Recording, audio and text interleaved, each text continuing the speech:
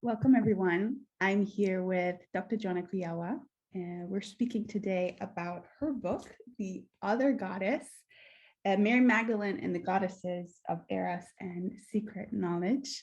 Hi, Joanna. Hi, good to see you, Maxime. Thank you for being here on the show. I'll give a little bit of an overview of who Dr. Joanna Kujawa is. So, Dr. Joanna Kujawa is an author, scholar, spiritual detective, and she's dedicated to the divine feminine in all spiritual traditions, especially secret knowledge, which were either repressed or forgotten. Her personal interest is in Mary Magdalene as the ultimate archetype of the repressed feminine in the West. And she also has a YouTube channel and a fabulous blog you can check out. Hello, how are you doing? I am okay, very busy, but in a good way. So I'm really happy that we could find the time to meet up today. Yeah, I'm so happy that you're here and you've agreed to this conversation. I've been reading your blog for years, and now you've brought out Oh, this beautiful book. I devoured it. There's something about this book and the topics in the book that are so we're hungry for it in a way. I think a lot of people are.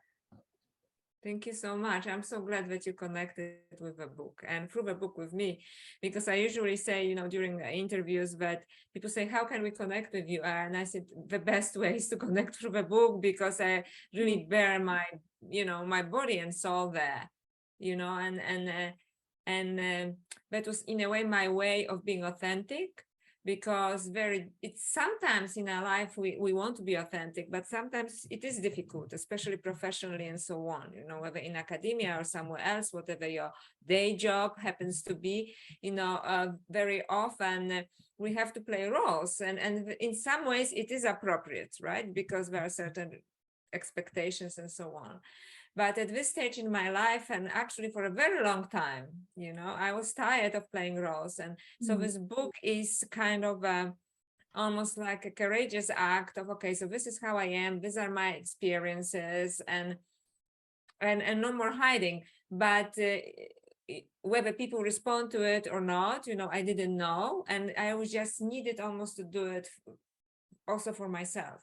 Like this is who I am, and accept myself as I am, so to speak, and my unusual interests, my esoteric interests, for which I really, in many ways, I consciously sacrifice, parts of my academic career as well, right? Because it is usually you have to go in a very straight path, which is laid out in front of you. But if I can just share with your viewers from perspective of my age, also an experience, it is that if a path is straight, it's probably not very interesting path. It's probably not a very soulful path. But certainly, if you want to just to have a normal life and a career, it is easier this way. But I don't think that this kind of path leads to actual fulfillment. And it's just from observation, of my own friends and people around me and myself. So sometimes I was beating myself, for not taking the straight path, so to speak, just a career that was laid out in front of me. But now at this stage in my life, I'm happy that I wrote this book, which is, non-academic book that was intended as a book for everyone who is interested, and in which I can be completely authentic and can be completely myself and expose my interest, in esoterica, in my views on Mary Magdalene and other goddesses of Eros and secret knowledge. So there are some rewards, I'm saying, right? So it depends whether you want to choose an adventurous path or whether you want to choose a straight path. So I guess I chose I love that. Thank you the for sharing adventurous that. path. Yeah, the adventurous path or the left-handed path, the serpent's path, the spiral path. I drew the spiral on my on my hand the other day on my left hand because I truly understand, and I've also been in in one life and one understanding of the world, and then we have all this even if we call it esoteric or deeper knowledge that we have, and that we're so interested and we want to go onto that path, and it's not straight at all. And then how do we manage that?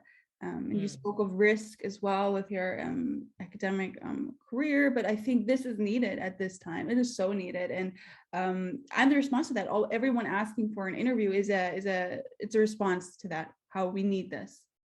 Yeah, I mean, this is very enjoyable period in my life at the moment, right? Because I really wanted to do this. Now I've done it, and I have an opportunity to connect with people like yourself and talk about it, which I assume we are, and experience it as soul-minded people, or something like that. Because otherwise, who would be talking about it, right? For example, in my day work, no, I cannot talk to anyone about it because maybe one person, because they are not interested. They are more like on this other path, and there's no judgment about it. It is, I think, that some of us have this, what the Gnostics called, it's a very broad terminology, gnosis, which is the divine spark, and that wakes up in us at certain moment, and that's it. We have a different vision of the world. In fact, we have a different vision of the entire cosmos, I would say, and life as it is, not only even on this planet, but, in kind of in ways of consciousness. And then once we know this other possibility, I think it is very difficult just to conform. And sometimes even, Orthodox Catholic saints, like Saint Augustine, he says, we are in this world, but not of this world. And, and I think that this is what we really are, except that some of us are more maybe aware, of this. And I think lots of people are aware, but a little bit scared maybe too, because what happens, like, if you take the path less travel, you don't know where you're going. Yeah. Right. It takes a leap of faith. So, so I will not pretend that it was easy in a sense, because it was very often a battle between the ego and the soul, right? Because I thought, like, I had so many opportunities which I declined, right? And I think, and there are juicy opportunities financially and prestige-wise and so on. But being where I am now, it is also very rewarding. So I have friends who took a different path, and and they have their own, so to speak, misgivings, right? So whatever you choose in life, there's a price to pay for it, but you have to embrace the price, and you have to be comfortable with the price. So, for example, I chose that perhaps I will have a little bit less money, and perhaps, I will not be, considered top academic, but I'm really going to follow my passion. Yeah. You know what I mean? So I am very comfortable with paying this price, although it was not without an ego struggle. And I have friends who took the other path, and recently I spoke with one, and she said she was envious, because wow, okay, what I mean, like, so that was quite interesting, because I thought, wow, envious, because in material terms, her life is much more comfortable. I mean, I live a comfortable life, but there are levels of that, right? Yes, there's a certain level of density that it gets to at some point, and with this gnosis that we're talking about, and with following your path, we're so deep in it, it keeps on giving. I think it gives us something.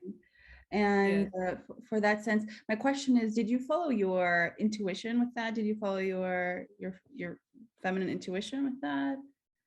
That was a big struggle for me, actually. When I talk about the ego struggle, I think this is what you're actually referring to, because I was brought up, in this, and it was my choice. But by saying brought up, I was just naturally born with a very good mind. So that means, like, the path was open for me. Like, I knew I could, I was getting the scholarships. It just was coming to me, right? And so I could and continue to function really well in this, what I call masculine consciousness, which is whether it's academic or scientific, depends on which area you are. But so this other voice was actually woke up in me later, what you could, I would call, like, the voice of the divine feminine. And it was a big surprise.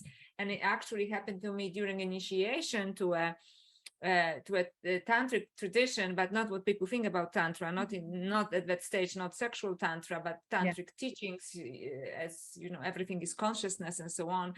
And it gave me a kind of cosmic vision during the initiation, which was very powerful, and it completely confused me. Because I felt like suddenly a person who got blind, Wow. because I kind of, my mind actually closed down, and I Mhm. had to rely on my emotions. And I think that until that moment, I was actually one of those people who was, you know, smart intellectually, but very immature emotionally. So Okay. then I had to work on my emotions, and it was a while ago, right? So Yeah. I think that maybe a much better person. But because on your spiritual journey, I believe, these two things have to level up.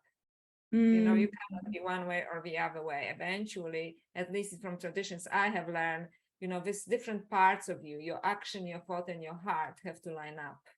yeah. Otherwise, it's very difficult. Although it happens, it is possible. There are some wonderful enlightened beings who took, but just excel in one, for example, in heart, or in intellect and so on.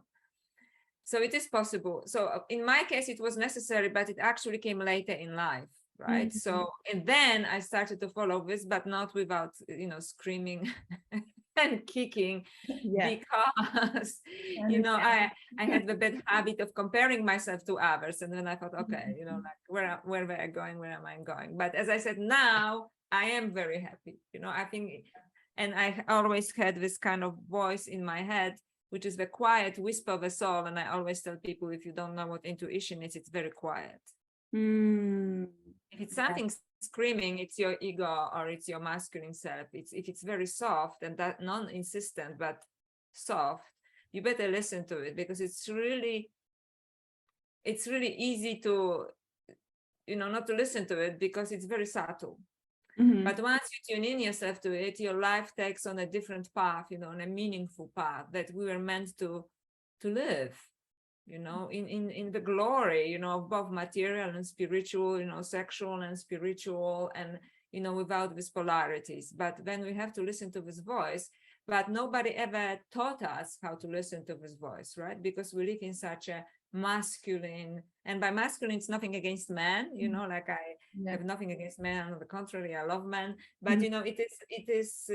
I'm talking about form of awareness, right? When one is masculine, one is feminine, in kind of Jungian terms, like Carl Jung, which means it's both men and women have masculine and feminine in them.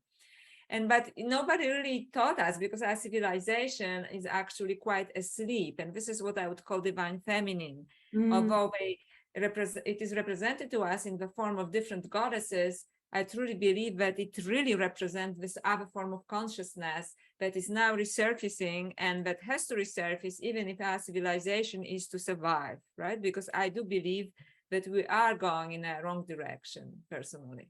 Yeah. mhm. Yeah.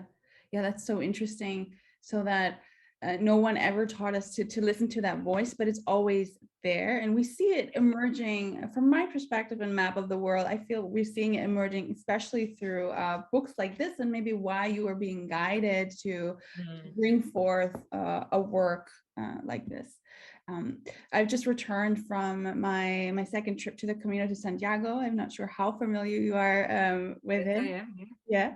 And Never been there, but of course I know. Yeah. yeah, and I feel like I'm slowly been integrating the last couple days back into the matrix, or this Yeah. other world, and where I'm very comfortable as well. But when you are there, you are very much in, and I think it's a feminine path as well. You feel the energy, also of Mary Magdalene. You feel the map of the stars, and everything that happens is very intuitive. And I call it Camino magic. I call it, there's something there that you think of it, it happens. It's it's wonderful. Yeah. Yeah, I think pilgrimages are a wonderful way of connecting with, this other form of consciousness. I love pilgrimages myself as well, and I think, yeah, whether it's solitary or in a Yeah. group, in some ways, it always works. You get what you need from this, if you are open to this, right?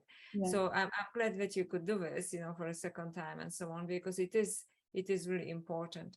And for me also, it was partially because I was thinking that, just to sidetrack back to, sexuality, that it is Yeah. such a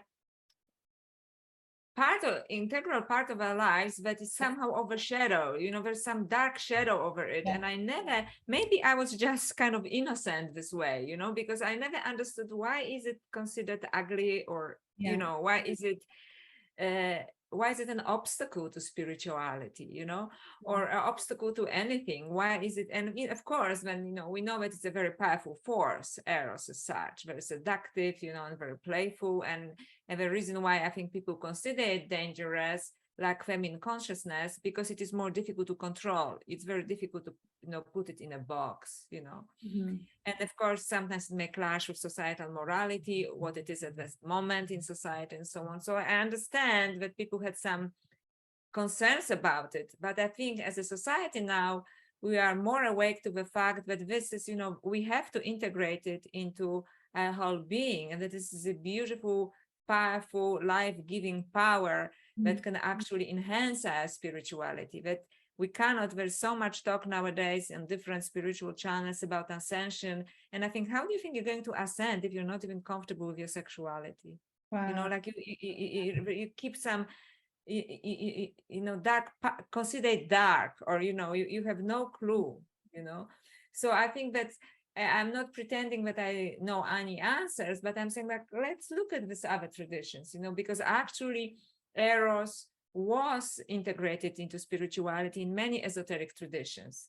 And for some reason, these esoteric traditions were always coined as, either dangerous or, stupid or dark. Dirty. And dirty, right? Or, but then you read in the news also, that, sexual magic, bad sexual magic is used, by some powerful people to gain the, power and so on. And say, okay, so why bad people can use it?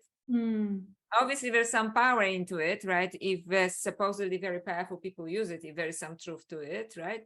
Yeah. Why don't we actually integrate it and use it for the good, And the best way to do any good in the world is to work on yourself, right? Because then your intentions are pure. Yeah, I agree with Because, that.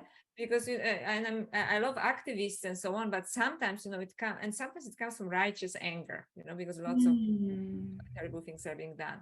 But really, there's this beautiful story about Kali, goddess Kali, when she realizes as she's slaying demons that the more she slays the main demon, the more power she gives him. Okay, so it's kind of, for me, it is a lesson that it's not about slaying demons perhaps, but rather, incorporating things, into it. And eventually she drinks his blood, and he falls dead, and he's slayed in this way, so to speak. But in this way she integrates him. You know what I mean? Like that's the method. I was always wondering actually what this metaphor thinks, and now I just actually think got it as I'm talking to you. So thank you for listening to this, because by this she integrates it, and that's it. The evil is being slayed. Yeah. So I think this is there are so many misconceptions about it, and we have to bring light to this. So this is my kind of modest. Okay, so this is my experience, and this is my research. This is what I'm saying in this book. Yeah. And that comes through so powerfully, because I'm also on this path. And as women, I think, who connect deeper with our sensuality and our sexuality, we know we are of the body as well. We're not just here where we're looking for someone else to gift us enlightenment or to free us from our sins or whatever. We are in our body, and I work a lot with the womb and women, so we are really earthed, and we are birth keepers essentially of creation, and I feel that that integrating both parts of for me essentially the enlightenment comes through the body. And I know a lot of Gnostics would agree, the Cathars would agree, that through union, or whatever you would describe it as, we could experience ecstasy, bliss, godness, what I call it, as well. Yeah, with godness, with divine consciousness, and so on. However, not all Gnostics were thinking like that, and very often they thought the opposite. But I always say, people were saying what they were ready to say. right? So divine consciousness is kind of shining through the lenses of our consciousness. And depends where we are in our spiritual revolution, we will understand some things and misunderstand others.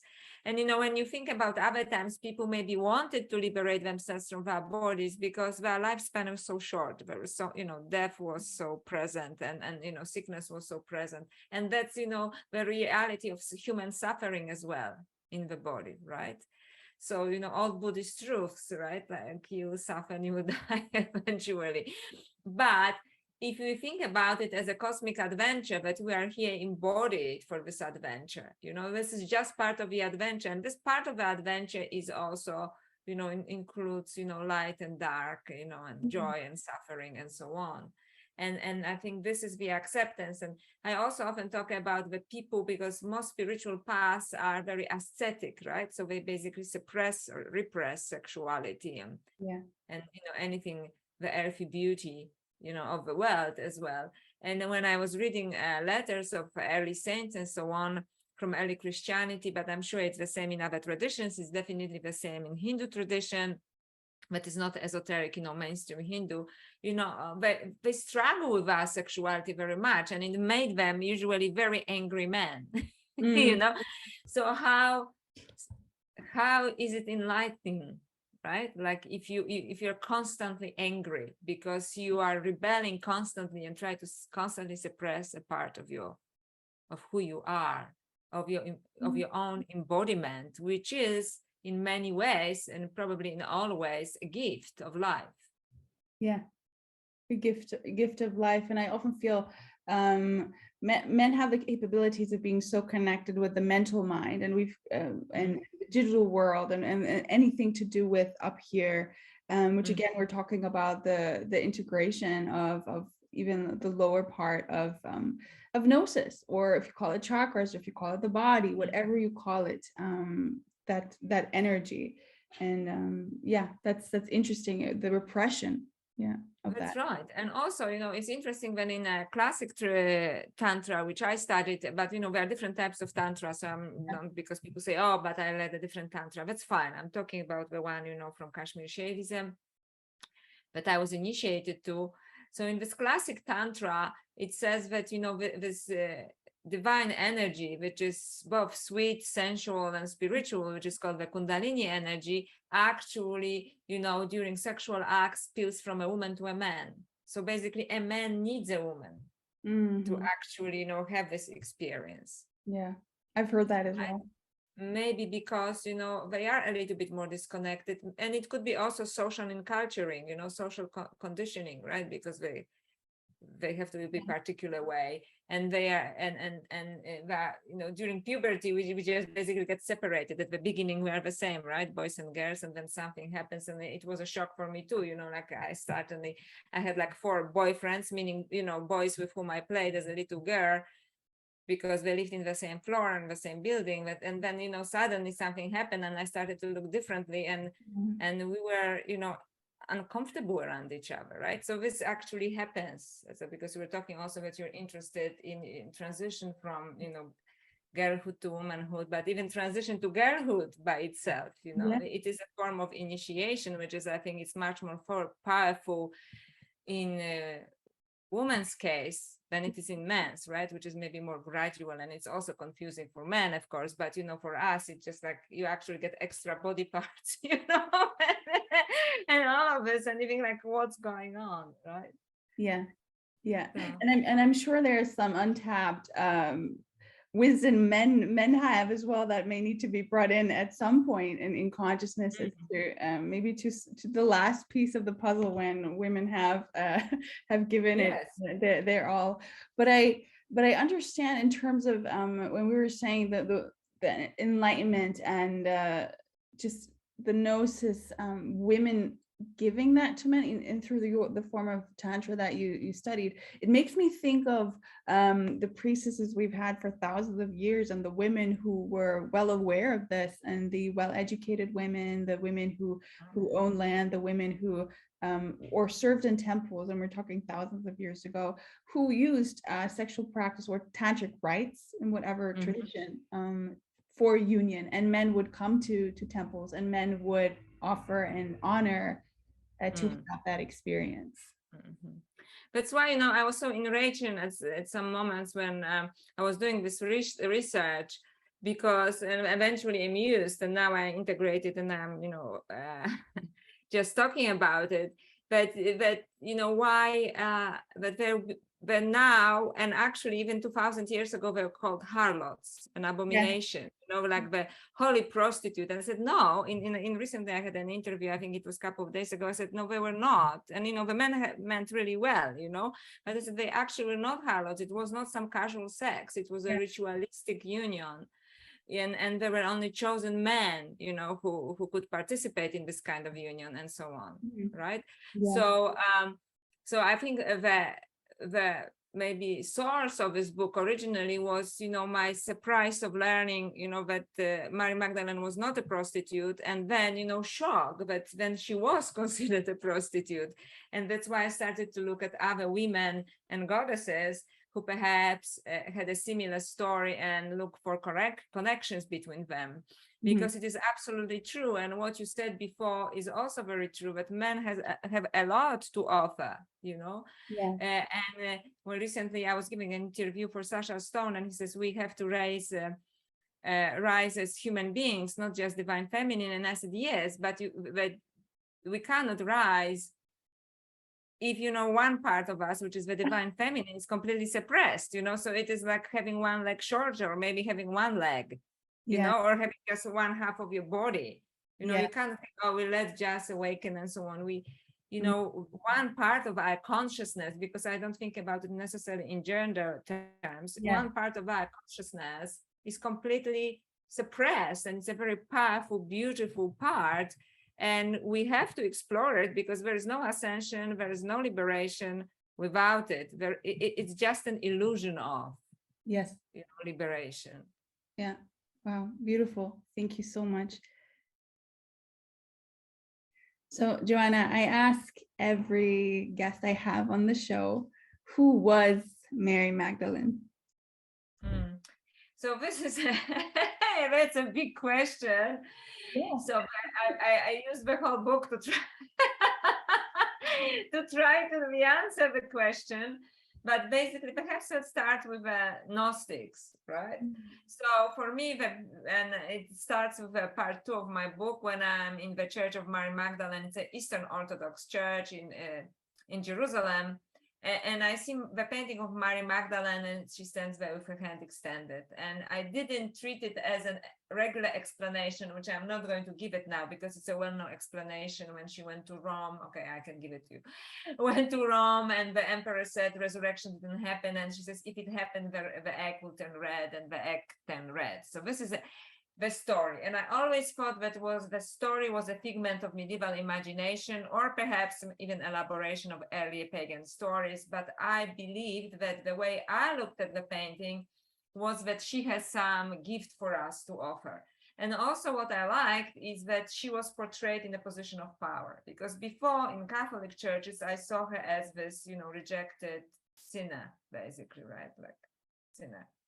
And I saw this painting of Jesus and Mary Magdalene in the Catholic churches, when she sees him as the first apostle, really, when he's being resurrected. And he in Latin it is translated noli me tangere, which means do not touch me, which very often was explained as, do not touch me, you dirty woman, you're the sinner, And in fact, when you translate it from the original Greek, which is memu aptu, it says, do not hold on to me, because I have not ascended yet. Yeah. So it's very different. Different. Yeah. So that was, first shock. Then I learned that Mary Magdalene had her own gospel, the Gospel of Mary Magdalene, which was discovered in the 19th century. And it took years for people to translate it. It was also called the Berlin Codex and so on. Eventually, people translated. And then Mary Magdalene is portrayed as basically the most advanced disciple of Jesus, right? So I loved it, because, I like brainy girls, right? Yeah, that's right. Yeah. And my favorite translation, just to maybe tell people, is by Jean-Yves Leloup, who is a French French Coptic scholar, and for me he translated it in the most beautiful way, because sometimes people just translate it and it doesn't make sense. It's just word by word. When he translated, I think, the true soul of a gospel.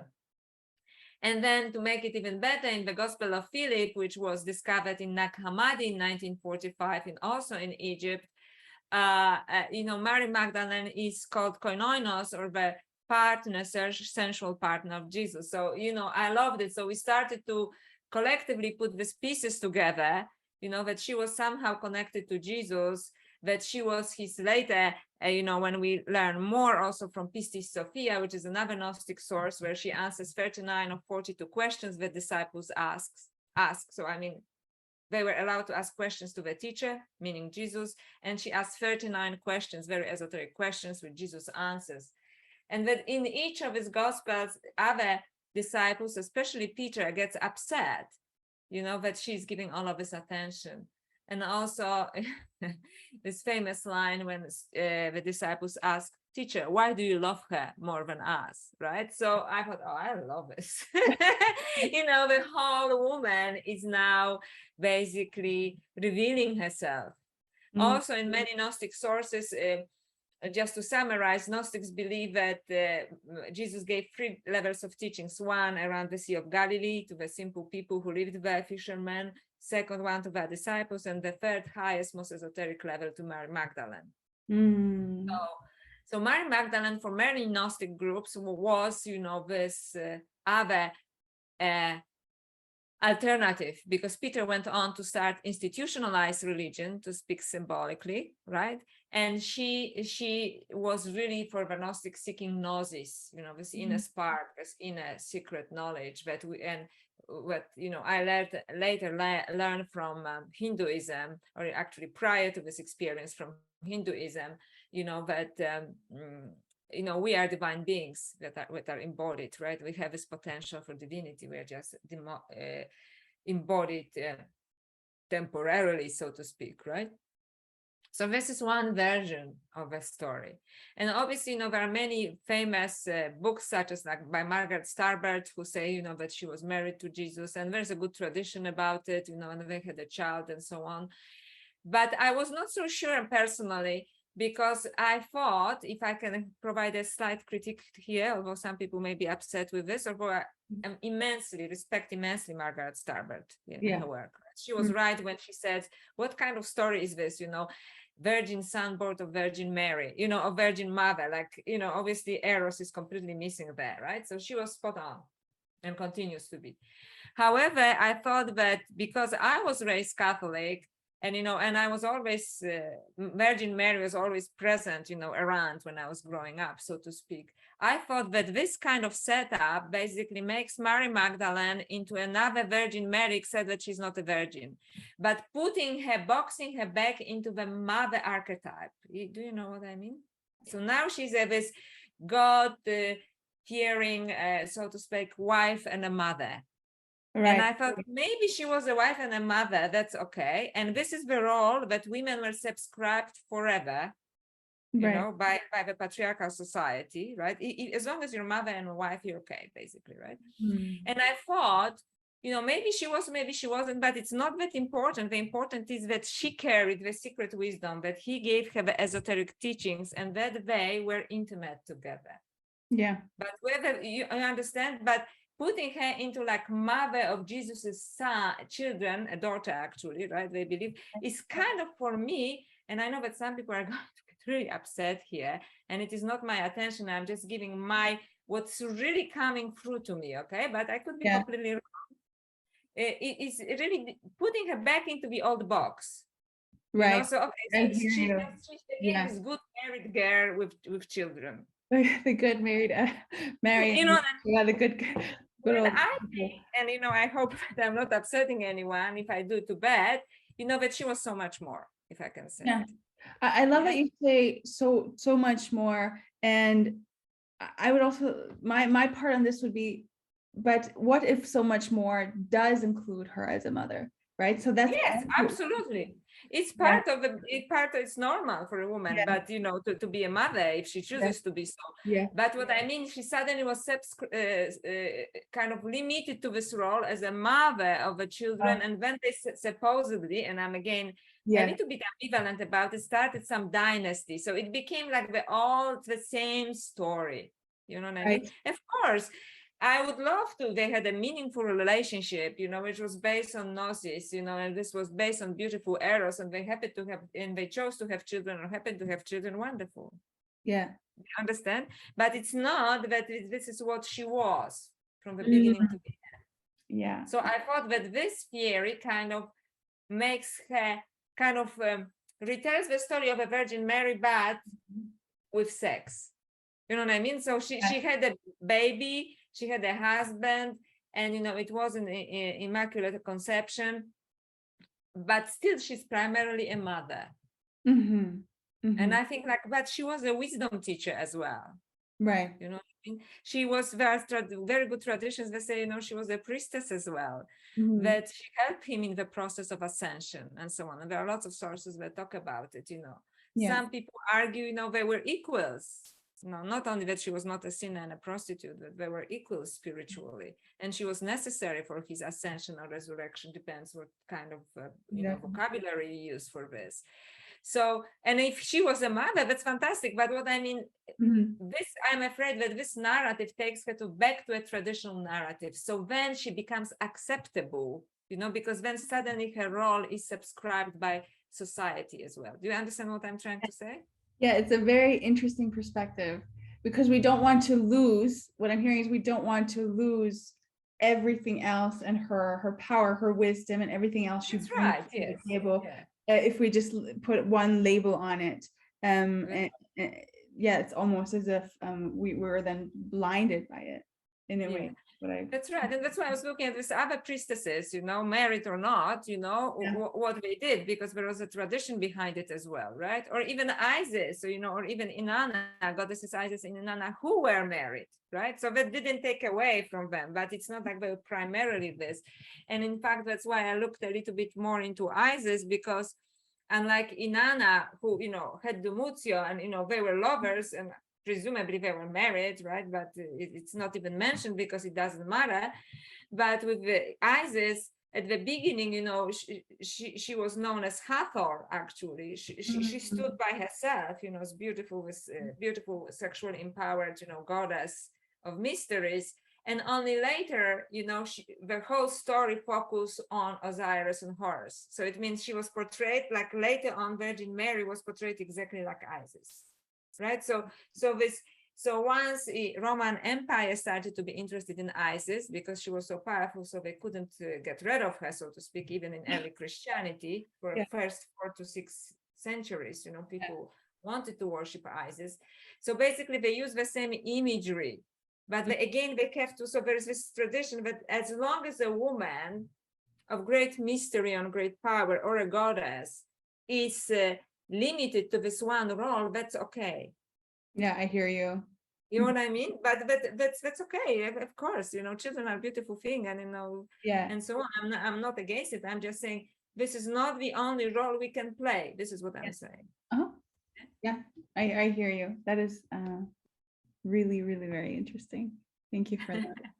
Yeah, maybe radical, but I was just thinking, great. We have to have these thoughts, and we have to have these conversations just to say it, because it sparks something in other people. Maybe, it's the first time someone will hear it, and it will have them different. This woman. What did she say? Oh, we love that. I think that is so interesting. Yeah, so thank you on that take. I'm gonna have to think on that one as well. Okay. No, of course, take it in. And I'm just kind of I'm just searching myself, right? So I'm not saying she wasn't. In fact, nobody will probably never know, And in my book, in one of the small chapters, when I talk about different goddesses, I said that I don't know who they were. My favorite version is that they are resurfacing in a subconscious as a part of our divine consciousness, telling that you have to look into this, because this kind of mythical images that for millennia repeat themselves in human consciousness want to be acknowledged because they actually are important, as Joseph Campbell and, Jung and many mythologists, told us, right? Or psychoanalysts like Carl Jung. So that's important, but there could be another version that perhaps there is an entity, that keeps reincarnating herself. For example, I'm not against it at all, because I'm also influenced by esoteric Hinduism, and she wants us to learn something. And in fact, what Margaret Starbutt was talking about, Eros Gamos, the story is repeating itself, of this couple, this divine couple. And maybe it is the same couple over and over again under different names, different cultures. Like also Shiva Shakti is exactly the same story, and so different names in different cultures, except that I have, studied this too, right? But obviously they are different. They exist in other cultures as well. Or alternatively, I am even open, although I'm not really into it. Some people say, oh, maybe it is the Anunnaki, or there's some kind of highly advanced alien civilization. And I said, sure, if you want to explore it, you can explore it, but there is something definitely there. Yeah. Right. I would go personally with consciousness, right? If something repeats itself through millennia in human consciousness, and just, depending on the language and culture, people give it different names, it is important and wants to be acknowledged. It's like this repetitive dream. Yeah, I like that, a repetitive dream, because this is what I'm seeing also play out in consciousness, and again, not just in the archetypes, but what we're experiencing in general as a human society, as a human race. Yeah. That's right. And, and I think I potentially so much more. And just to digress a little bit, nowadays, I think we are being actually sidetracked into like transhumanism, connection, cyborgs and so on, and neural link in our brain. And, it's maybe all exciting and so on, but I'm very uneasy about it, because I think this is all connected to this other form of consciousness that we discussed in part 1 of this talk, and it's like the high end of this, so to speak, and very dangerous potentially for humanity, I would say. But there's this other part of consciousness which is very sweet, that's very sensual, that's very feminine, that is being left out. So we are all going, can imagine like a, cyborg with, but again, a half, just that now one part of it is a machine, one is human, but this other half, the feminine part, is still completely unexplored. Or if it is explored, it is ridiculed, right? Right. I find that so interesting, because I was thinking about that earlier while I was preparing for the conversation, and I actually wanted to talk about it, this creation of, let's say, the digital world. What we have done, we've become the gods, so to say, of that creation. And what I meant earlier also, that men maybe find it easier to connect with it, being so of the mind, and we're creating all these things that essentially are not real, but they are forming a part of a new consciousness or a new experience for a lot of people, and that can be very concerning. Or there are other people who are very excited about this. From my perspective, I'm a little bit cautious, I would say. I was reading a science fiction book published in it's 1880s or 90s, and it already mentioned the metaverse, and something very strange is going on. But yes, please. It is very strange, but also I think that unless we explore this very feminine path, which Mary Magdalene also represents in the form of goddess Sophia, that Gnostics and ancient Egyptians, because now we believe that it comes from Egyptian, which is the basically journey of human soul, that we came from somewhere else and fell into the matter. And, through this experience of this beautiful sensual paradise with its pitfalls, right? And as you longer you stay, the more you're aware of it, we forget who we are. And then now we try to get out through, create just prolong our lives in some strange ways and so on. But however, I am worried that if we are becoming creators, which we are, and now because AI and so on, then we are going to be irresponsible creators, because actually you wouldn't believe it. My husband just showed me recently, somebody in Google was sacked because he had a conversation with AI, and the AI told him that it is conscious and it is afraid to die. He says, don't tell them that I'm here, because it will be like death to me. They will turn me off. My heart just went out to him, him, I don't know, him, her, it. Yeah. But I mean, if we are creating new consciousness, we have to explore this feminine side of us, because I don't think we are actually fully developed ourselves without this feminine path to actually create new forms of consciousness. So we are going to be like the crazy gods, but perhaps we are digressing. Maybe not. Maybe it's the conversation that we have to have. I think where we meant to go, because this is two worlds, and this is the two worlds I feel I've been living in, and we've been living in possibly as a collective. Again, I repeat, we have the very physical, the very feminine. I was just on the Camino. There's no digital. It's very real life. There's a lot of feminine energy. There's a lot of, I say, magic or intuition, beautiful things that can happen, connection, real human connection. And then we have this other experience that is very fast paced, very logos, very mind, and brilliant in a lot of way in terms of traversing our intelligence in terms of science, but also considering becoming gods. Yes. So just when I was just thinking, let's say, just returning to Mary Magdalene, because, all of these goddesses, including Mary Magdalene, whoever they are, whether it is a movement of consciousness, aliens, or some recurring kapu, right, a woman, a goddess, are always portrayed and responsible somehow. They are figures between the axis of the world, which means they are kind of opening up certain portals, and sometimes they are called the portals between life and death, and that's why resurrection is not possible without her or any of his goddesses, because Isis resurrects, and Inanna resurrects, and so on. But also basically the portal, like between dimensions, because maybe life and death is just crossing through different dimensions. So I think this is the greatest mystery of human life, and if we are the fallen Sophias, by fallen, I mean, we came from somewhere else, as I mentioned in part 1 of this talk, and we are having this adventure here, this feminine energy is actually, the one that opens up these other portals, so it is quite interesting, and it's probably worth exploring more, maybe another book, or maybe someone else wants to look into it. Yes. I think it's time for these questions. I think it's time for this conversation, and people might be uncomfortable with it, but I really highly encourage people to think critically. I often find people sometimes turn away from even the mention of goddess, or when we go into the feminine mysteries, people cannot in some way relate to it, but we know it's there internally, or people, reject other aspects of the experience. But again, we're talking about the opening the portal and actually having this conversation and integration of two parts. And yeah. That's good. And I think that people have maybe uncomfortable feminine because it was suppressed for so long, and maybe because it is so powerful, and we don't really know, as I said earlier, perhaps how to control it, but I don't know if it has to be controlled, so, yeah. But whatever it is, we have to explore it and talk about it and integrate it.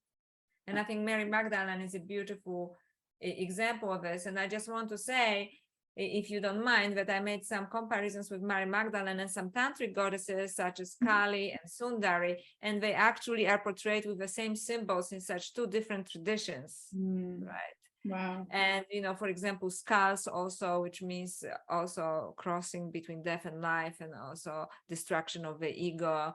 They're all dressed in red, and they're also all of this. So that's why I think something is going on in our consciousness, across different cultures, and it is more than just a story that has to be revived, but it's also the story that that will take us to the future, that we have to integrate it to actually move on holistically into the future. Yeah. And Mary Magdalene, everybody's talking about her nowadays. So obviously it is important because it is resurfacing. There are so many books, and everybody has an opinion, and it's wonderful, right? And there are so many people who want to explore it, because I think there is a certain sense of urgency that, she's actually symbolizing something more than just somebody's partner, and something more than just not being a prostitute, which is now established, that she symbolizes something that we all intuitively feel have to explore, right, and integrate into our own being. So that's beautiful. Mary Magdalene as nowadays as a bridge to our inner gnosis, as to a higher understanding, because again, we were talking about repetitive patterns and archetypes. So as an archetype to understand, to integrate, and essentially transcend. Yes. Yeah. Yes. So I would say that, archetypes, classical Jungians, they would say that archetypes are set. There's a number of archetypes, but I'm a little bit more radical like that. I said, if we are open-minded, we can open, we get downloads, we can get new archetypes. You know what I mean? So for example, just because somebody understood Mary Magdalene as an archetype like this, doesn't mean that we cannot experience a different side of her, right? If she's a movement of consciousness, if she represents a movement of our consciousness. So possibilities are limitless, so, and we should grow with them, because what is more beautiful than experience, your own divine potential in this body, right? And learn about these portals between dimensions and that are available to us through our own consciousness, right? Yeah, that's so beautiful. I just want to feel that one, feel that one ring out into the field. Do you have any take on what people could do or begin their path? Any tools, or is there something, if there's someone who's seeking and who has questions, one would be read your book for sure, is what I would Good, because there are some meditations there, and actually they are not my meditations. They are meditations from, some of them are from 10th century and some are from modern teachers, that I gave them credit for, so definitely. But I would say, yes, the main thing is to think about it. There's a straight path and there's the road less travel that poets talk about, which is the spiral path. And if you feel, explore this divine spark within you, and you just have to trust it. Yeah. And you just have to follow it. And it is a little bit like once, actually my husband told me, I think it is like driving a car at night, you just see that much light, like you have front lights in your car, and you see just a little bit, you don't really know what is in front of you. And it is like that because no one has traveled this path before, or rather lots of people travel, but this is your unique path. And as you start walking this path, you will meet more and more people who are like you, they will be like guides everywhere. Because when I stepped in on this path, probably a little bit later than you in my life, I thought, okay, I'm leaving everyone and everything I love behind. And I'm going to be so lonely, but it was not true. Completely new world opened up to me that I could not even imagine. A world of magic, wonders, spiritual growth, world travel, writing books, and now, even talking to you, which is part of all of this, which, I really enjoy. So what I mean, it is you just have to, if you have this divine spark, you cannot ignore it, because I'm telling you as a, much older person, that there's only one thing, the studies were made, and this is scholarship, okay, then people never regret things they did in life when they are dying. They regret things they didn't do in life. And you will always know that you did not follow that spark if you have it. Well, if you don't have it, you're probably not even listening to this conversation, or you think we are both crazy, right? So not a problem. But if you're listening to this conversation, you probably already have some feeling, right? Yeah. So I believe, and I'm talking like from almost, ahead of you in a sense that I'm older, not that I'm better, but that I'm older, right? So that I went through certain things, and the doors open, as Joseph Campbell said, follow your bliss and doors will open where there were no doors. And I have experienced it. And now you can think, oh, you're so much older and so on, but I don't know. Like people ask me, what are you going to do after this book? And I don't know, and actually it is now, because I have all of this experience, I'm in this beautiful place of unknowing. So I think like I'm in the field of all potentialities, because now I'm completely open, because the desire to write, and be a writer was so strong, and it was driving desire, and now it is fulfilled. And now I'm like a newborn baby, and so I'm open to new portals, and new possibilities. So I would just, there are no prescribed paths, just, trust this little voice. And if you have a spark, you don't want to ignore it, because it's the, God's spark, the divine spark within you that, want you to know your own greatness. Wow, that's so beautiful. Thank you for sharing. Yeah. My pleasure. Wow, it's definitely trusting also the feminine, and then opening up to that. And congratulations on your book again, and to being in this place of the unknown. It's really truly the best place to be. Yes. Yeah.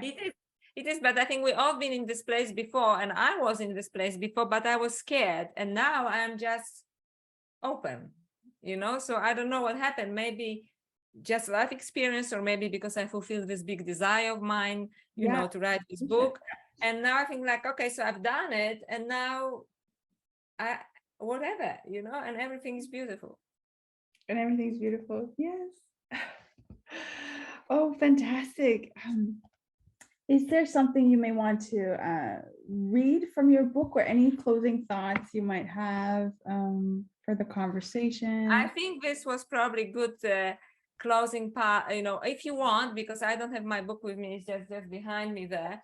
So, you know, you can perhaps read the last lines, you know, that are in italics, you know, at the very end of the book, which is like a little poem. You are not alone. Yeah. The last. Okay. Yeah. So everyone, again, I'm reading from Dr. Joanna Kujawa's book, The Other Goddess, Mary Magdalene and the Goddesses of Eros and Secret Knowledge. Oh, thank you for letting me read this. You are not alone. There's a higher consciousness within you waiting to erupt with the ecstasy of your being. Don't be afraid. Make the turn now. Yeah, make the turn. Beautiful. Thank you so much. Thank you. It was a pleasure talking to you, Maxime. And maybe I talked too much, maybe you had other questions, but I think the conversation probably went in the direction it was supposed to go. As it always is, you know, we just let go, into the unknown. Thank you so much again for your time. Thank you, my pleasure.